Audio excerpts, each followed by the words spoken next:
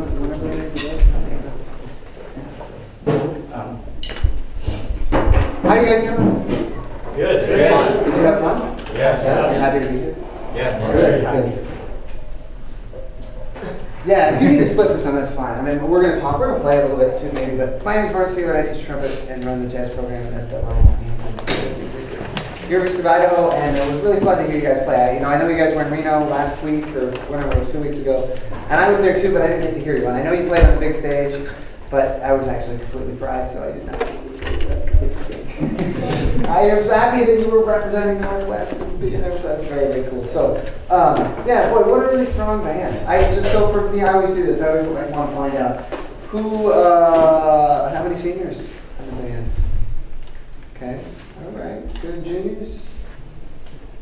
All right, where do you have some holes to fill in? Yes. Sophomores? Excellent. Any freshmen? Right. Nice. Excellent. That's really good. And your rehearsal schedule, how often do you guys meet? Every morning. You have a zero period thing? How early? 6:30. Okay. And you're there all the time every morning? Warmed up, ready to go? Yes. Thomas, you've done your 45-minute routine, got all your flexibility and everything done? Yeah, so that gets you up at 4:30? No. You're good, boy. I mean, it was really impressive on so many levels. So the things that I'm going to say are completely nitpicky and very detail-oriented and very, to be honest with you, subjective to things of like my own preference and stuff. But just the overall sound of the band and the control that everybody has, really, really nice. The obvious work you've put in on the solos, saxophones coming out and memorizing Matzo's. And Matzo was blown away. He said, so that chart does sound good when it's rehearsed. and I said, didn't Emerald City record it? Or no, he said, that's the best I've ever heard that chart sound. And I said, didn't Emerald City record it? He's like, that's the best I've ever heard it. So anyway, let's like I said, I'm going to nitpick just for a few minutes, and so bear with me. Strike up the band, please. And I want you all to think about, as individuals, summer's coming up, what are you going to do? Especially, those of you who are going on and maybe doing, other things, you're going to be playing, you're graduating, maybe, hopefully continuing to play and play in other ensembles and things like that. But those of you that are coming back, what are you going to do? What are you bringing to the table next summer? As far as, next school year, this summer, what are you going to work on to make yourself that much stronger, to sort of buoy up, and maintain the level of this band? I don't mean buoy up, the band's cool. You know what I'm saying? Think about that. So, strike up the band. This is a silly thing, but when the bass is going, the boom, boom, boom, boom. I don't think we need the bass drum. Okay. It seemed like a little redundant and heavy to me, but everything else, Isaac, man, kill it. I love that you're not. Do you even need to put that up? Just if you call me at your number. Oh, gotcha. Okay, good. Yeah. Because I love that Isaac was just looking around. And kind of being aware of what's going on, right? And what's your name playing bass? Domi. There are times, you have a nice sound, your intonation is really good. Sometimes it's your responsibility to really, we say the drummer drives the bus and makes all these references and stuff, but it's really you that really can control and make the tempo feel like there's a term that old timers use about when the time feels really good. They say it's tipping, and it's right on the tip. It's tipping. It feels great.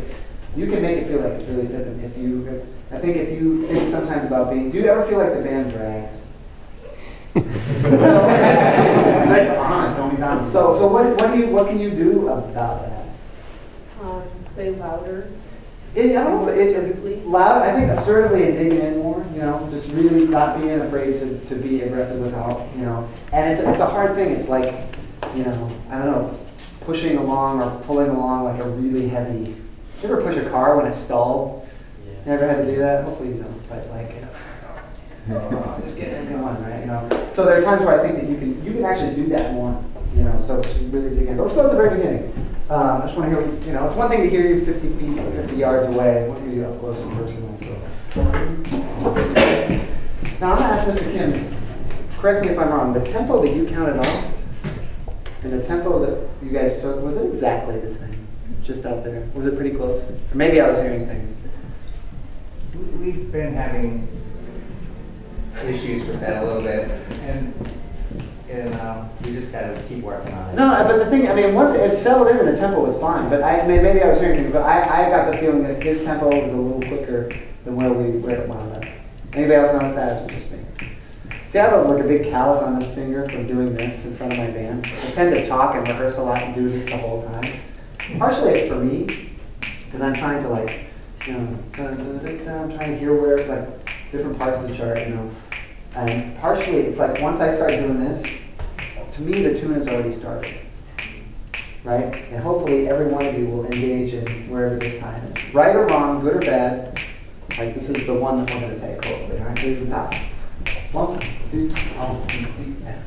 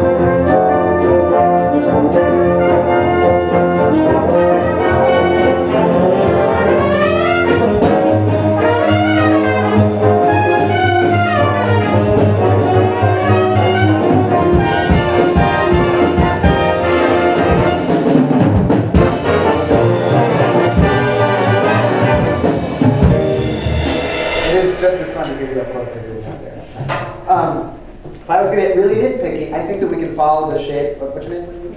Megan. Megan is like, she's kind of making a nice little contour to this thing. And I'm not sure all of us are always aware of that. You know what I mean? I think we're shaping our own lines, but sometimes in big band writing, especially when we're all doing, like when we have the same rhythm and we have harmonized lines, sometimes our lines don't exactly do what the lead trumpet does, but yet we still have to follow it. Like, and maybe even exaggerate it, especially when like the low saxophone parts, you know what I mean? So it's something to think about.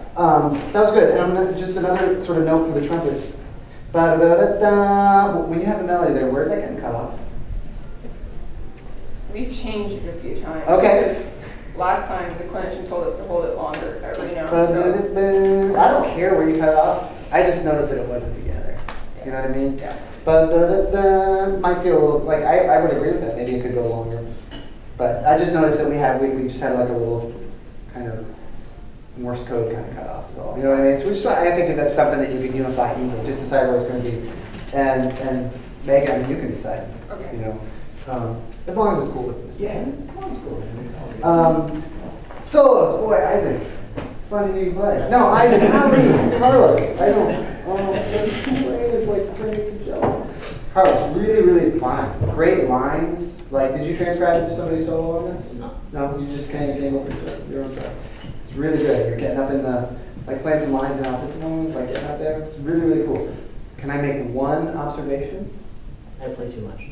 Not on this tune. I don't care if you come in just like Jimmy Forrest and just, I don't care if you don't get to play that long. That's what they all say. Huh? That's what everybody says. What do you mean? Did you play too much? On this tune, it doesn't bother me. To be quite honest, I mean, how many of you get a couple choruses? You know, it's a big band. Like, I don't know, you could come out more. I think your time pressure is a little bit. It just gets a little bit ahead where they were every once in a while. Listen back on the recording and see if you notice it. I mean, there's different ways to play time. You know what I mean? And that's kind of, I think, what we like about individual soloists is not everybody plays eighth notes exactly the same way at various tempos. I can relate it a lot to trumpet players, right? The way Freddie Hubbard plays eighth notes is a lot different than the way Art Farmer plays eighth notes. Art Farmer's like, he kind of almost, sometimes it's hard to listen to him because I feel like he's rushing. His time like is really forward. It's just different, you know. But anyway, listen back and see what you think, you know. Have you ever transcribed your own solos? A couple times. Yeah. It's eye-opening, right? Yeah. So, but I mean, I would transcribe your solo because you play a bunch of good stuff, you know. It's really, really cool. A thought about playing soft, and you guys took great care in this to find the ensemble places where you come down and then go like that, right? And it's fun, it's great. It's great to listen to, it makes it interesting. Is there a way to play soft on a tune like this and what I wrote down is can you keep, you guys got to play it, that's cool. Can you keep the sizzle in the sound when you play soft? Do you know what I mean? Like, it's not edge, it's not, I don't even know how to describe it. It's a sizzle, there's like a spinning of the air that needs to happen when you play soft. To maintain the intensity so it doesn't sound like all of a sudden we're playing, our timbre is changing. You know, where's a place where you can do that? Give me a place, one of those places where we really, really come down. 171? 131. 131? Okay. So the band shuts out. Cool, after Carlos' solo? Yeah. I want to hear a little bit of Carlos' solo. Let's go 115.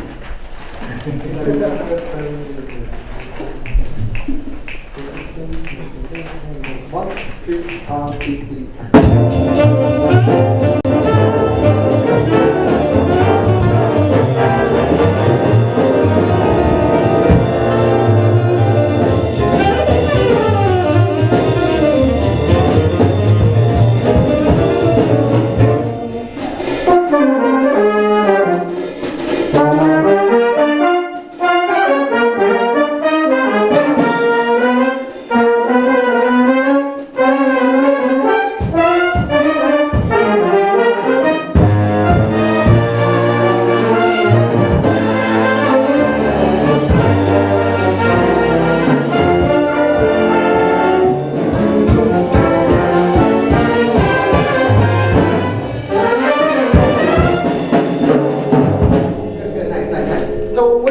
Come from in this music? I mean, it's obviously very rhythmic, right? You know, but where, like, okay, I'm not talking to you guys for a second, I'm talking to the horn players. Where does the energy come from? How do we create energy in our sound? Two things. Yes. Building up to something. Yes, but how? Here's one answer. Like, it comes from the way we direct our airstream, because we don't just go. It's not one thing. Like, you know, trumpet. Right? Our airstream darts, right? It moves, right? So our airstream is one place. Where's the other place we create energy? It goes right along with our airstream. It did. Like with our articulation, with our tongue. Where are we talking, right? So there's, I think, things in these lines that are not written in that we can make like pop out a little bit more. And for example, in the low voices, like we get to 147, ba ba ba, which is killing. It's very in tune and it's strong. Is it the most exciting thing that's happening? No. Not. I mean, it's like supportive, right? It's half notes, it's full notes, right? So you can hit it really hard, right? But it doesn't need to be as front as maybe some of these other lines. Does that make sense? You know, because like I mean, it's great writing, great like kind of just.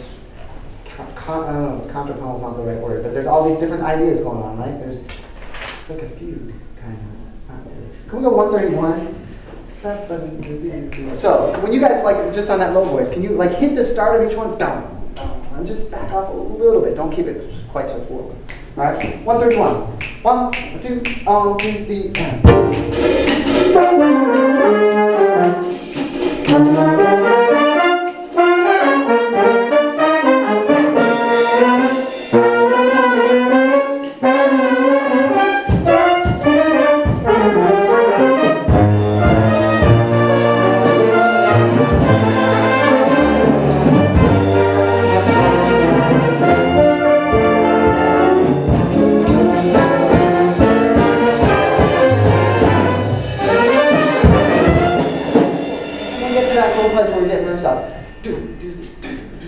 The volume comes down. I don't think the articulation changes very much.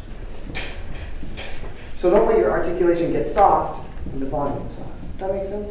I mean, these are, like I said, picky things. That sounds great. Can we talk a little bit about the Ellington thing?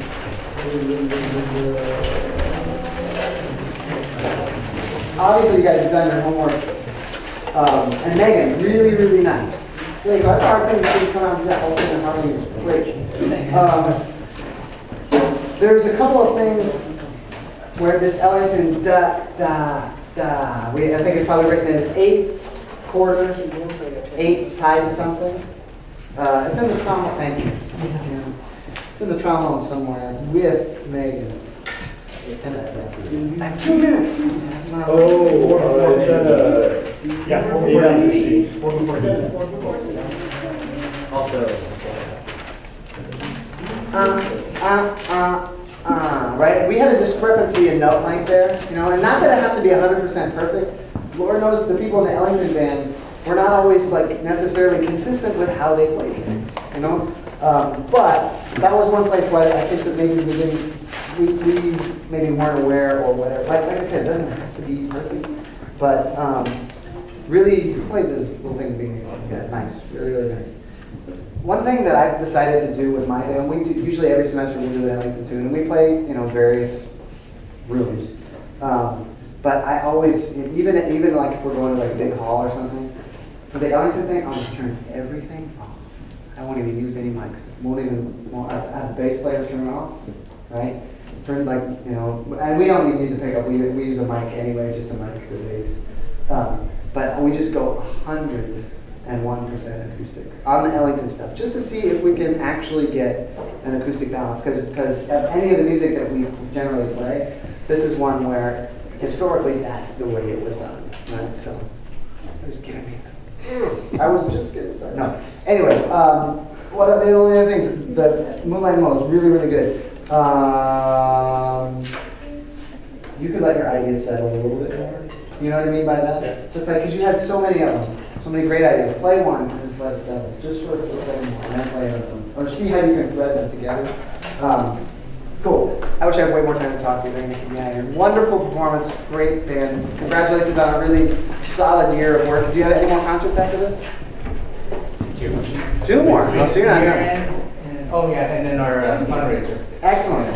Well, so you guys go to school until June, right? Yes.